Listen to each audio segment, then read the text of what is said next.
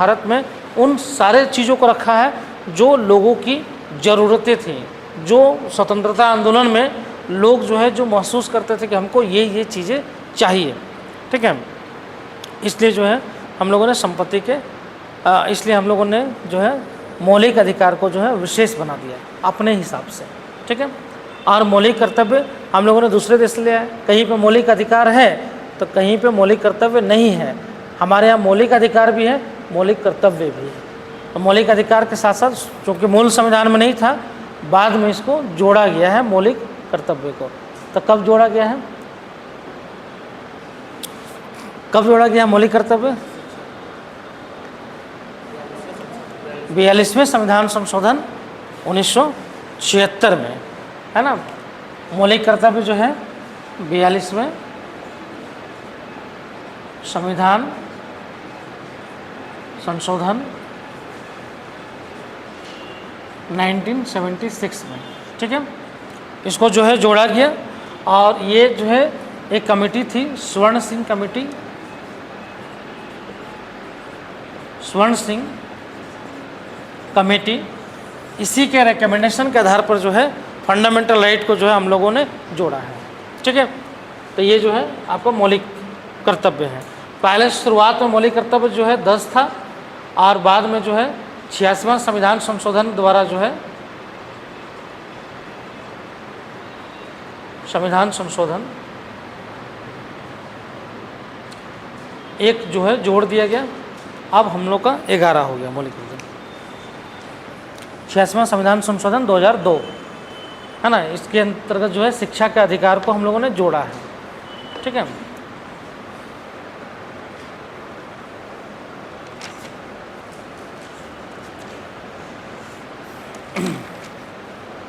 चलो हो गया, अब नोट डाउन कर लो इसको।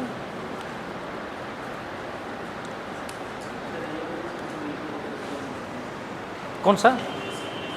ये वाला, ये स्वर्ण सिंह समिति जो है गठित किया गया था। जैसे बोला जाता है ना कि भाई किसी को अगर राइट दे दो और उसको कर्तव्य नहीं दो तो पूरा नहीं होता है।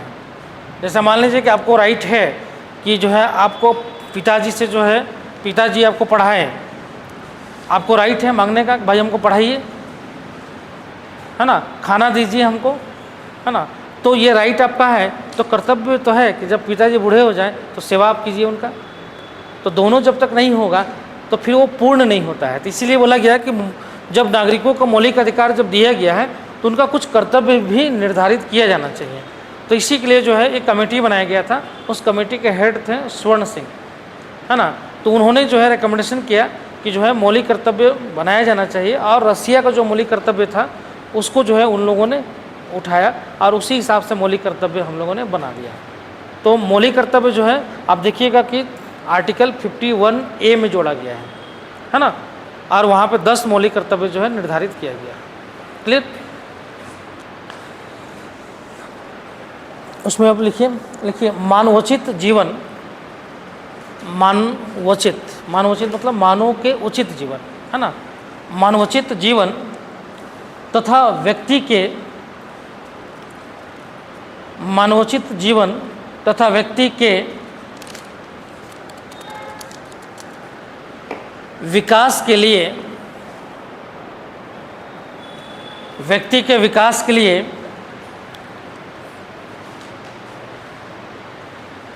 भारत के संविधान निर्माताओं ने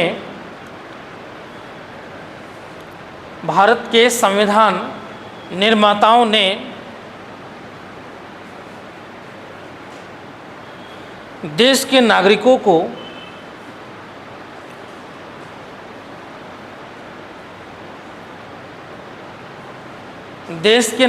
को सात मौलिक अधिकार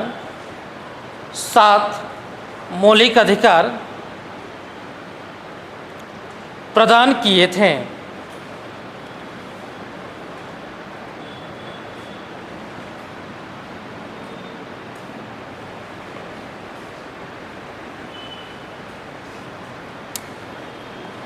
ये सब क्या बंद हो गया?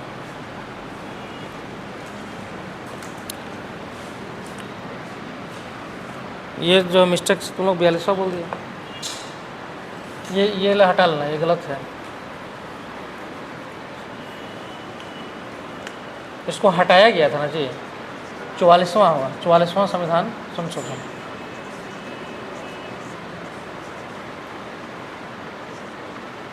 सॉरी, एक मिनट।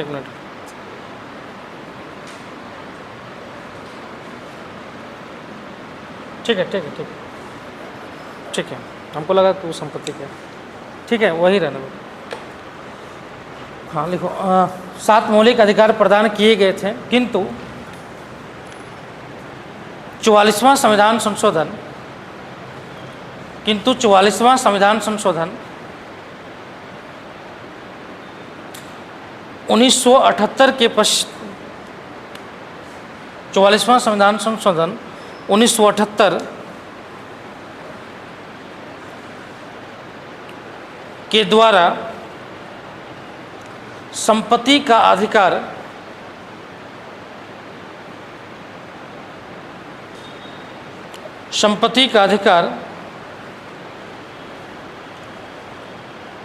हटाने के उपरांत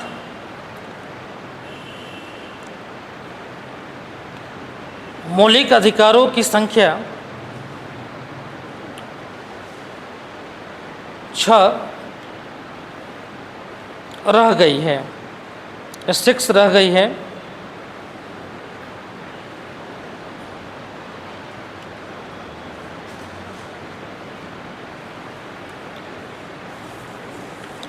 लाइन चेंज कीजिए। देखिए, ये सभी अधिकार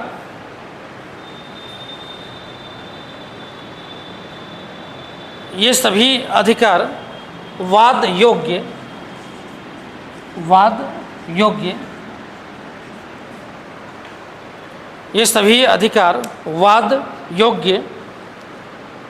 हैं। इनके हनन होने पर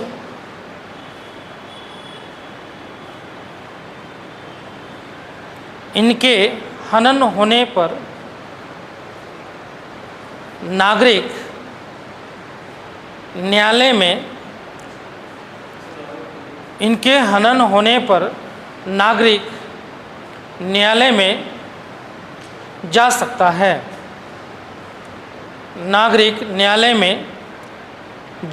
है।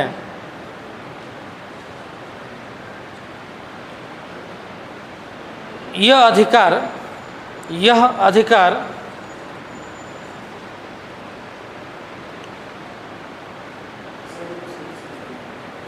कहाँ से?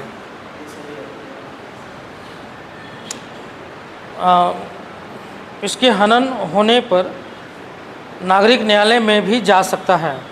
हो गया?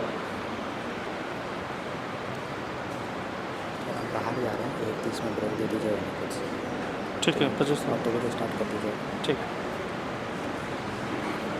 ठीक है। उसके बाद लिखना, यह अधिकार विधानमंडल एवं कार्यपालिका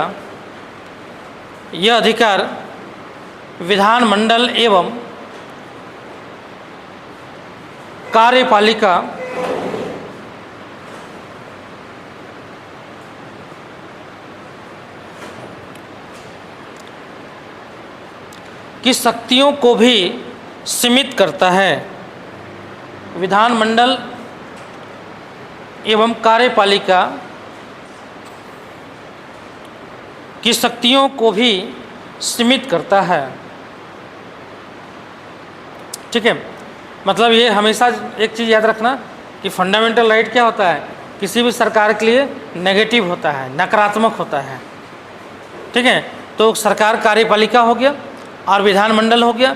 तो सिंपल सी बात है कि विधानमंडल और कार्यपालिका मतलब जो भी सरकार का रूप है। कार्यपालिका हम लोग जो है ना, कार्यपालिका समझते हो?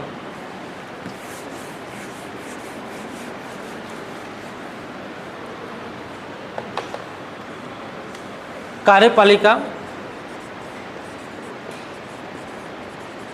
इसको हम लोग इंग्लिश में एग्जीक्यूटिव बोलते हैं। ठीक है, इसमें जो है कार्यपालिका 2 तरीके का होता है। एक को हम लोग बोलते हैं अस्थायी कार्यपालिका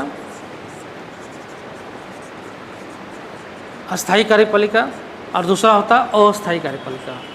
अस्थायी कार्यपालिका दो तरीके का होता है। अस्थायी कार्यपालिका कौन होता है? प्रधानमंत्री वाला, है ना, प्रधानमंत्री, मंत्रिपरिषद, है ना, मंत्रिपरिषद, ये सब जो है, जो भी राजनीतिक जो कार्यपालिका है उसको हम लोग अस्थायी बोलते हैं। हर 5 साल में ये क्या होता है, चेंज हो जाता है, इसलिए इसको अस्थायी बोलते हैं। स्थायी कार्यपालिका कौन हो गया?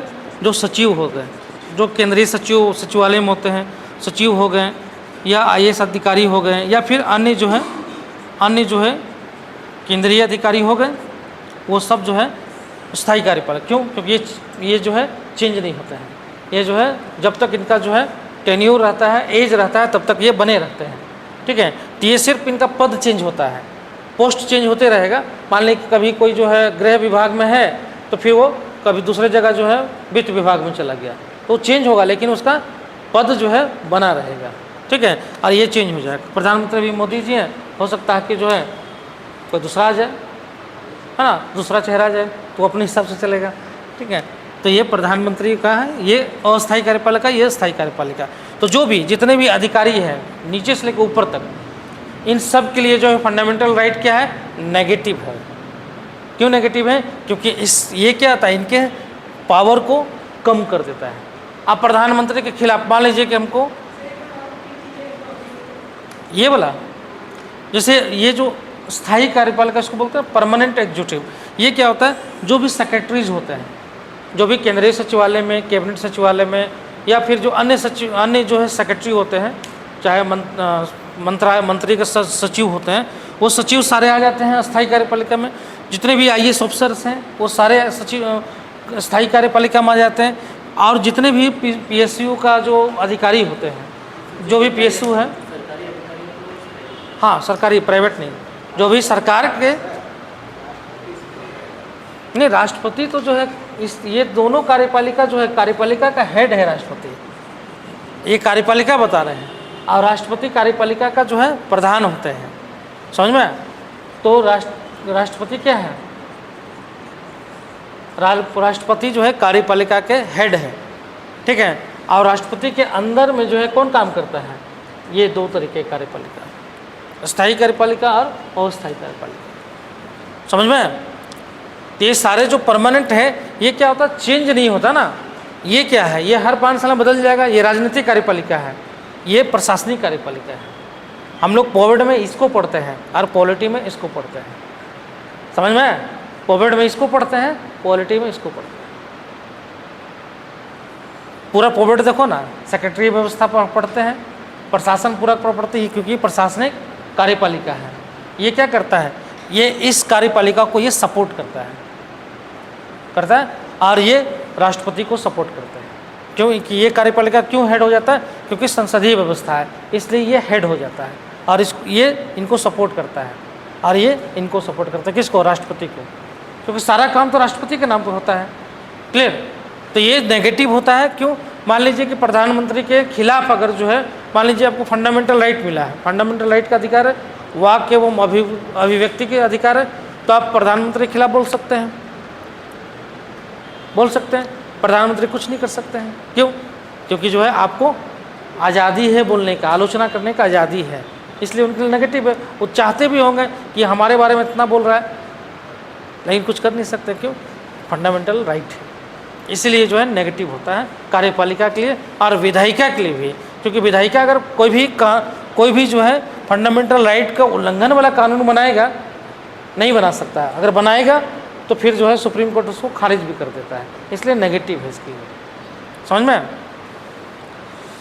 लाइन चेंज करो, लिखो है, कौन सा नहीं समझे? क्या बोलो, फिर से बोलो। हाँ बोलो ना, टाइम हो गया। अच्छा दे रहे हो, इसका कुछ पैराग्राफ बाकी है, उसको लिखवा दे रहे। देखो 42वें लाइन चेंज करके, 42वें संविधान संशोधन अधिनियम 1976, 42वें संविधान संशोधन अधिनियम 1976 के द्वारा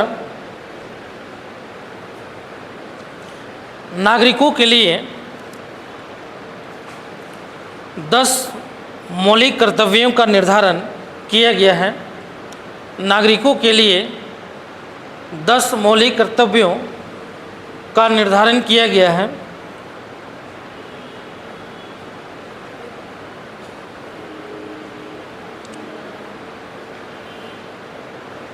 दस मौलिक कर्तव्यों का निर्धारण किया गया है।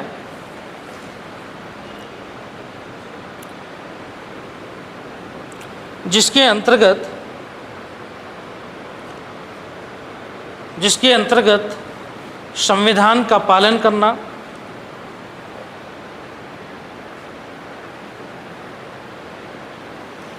भारत की संप्रभुता,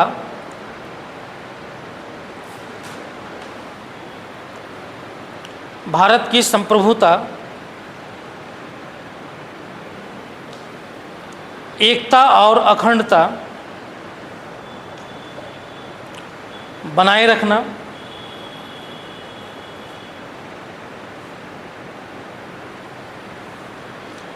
बंधुत्व को बढ़ावा देना,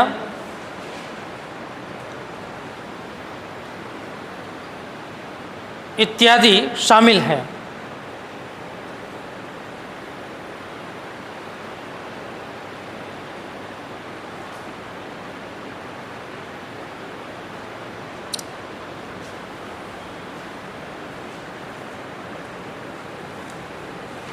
लाइन चेंज कीजिए। देखिए, भारत में मौलिक अधिकार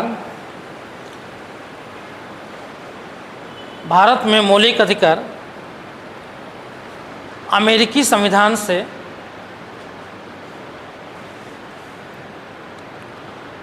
संविधान की लिखिएगा कि प्रेरणा से ली गई है।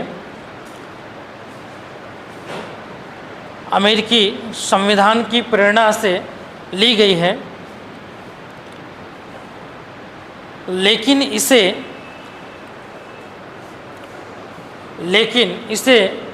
भारतीय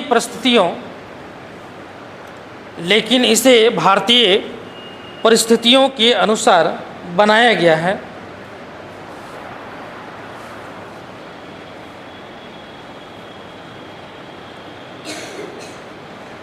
जो इसे अन्य देशों के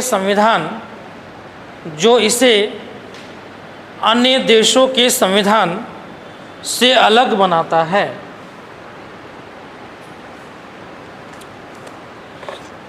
अन्य देशों के संविधान से अलग बनाता है। ठीक है, ब्रेक ले लो आधा घंटा का। 2 बजे हम लोग फिर आते हैं, मिलते हैं। पॉलिटी बढ़िया से पढ़ लो। अगर बढ़िया से पढ़ लिए ना तो फिर आगे पढ़ने की ज़रूरत नहीं पड़ेगा, क्योंकि तुम लोग भी फील कर रहे हो कि जो है समझ में आ रहा होगा। और ये है कि जिससे हम पढ़ा दे रहे हैं, अगर उसी को खाली तुम करके रख लोगे ना, तो मेरा पढ़ा हुआ इसी चीज़ से जो है 140-42 नंबर तक उठाया हुआ है बच्चा। तो आराम से जो है पॉवर्ट पॉलिटी पढ़ के 100-200 में 140-42 उठा सकते हो। बहुत स्कोरिंग नंबर है। उसको बंद कर दो।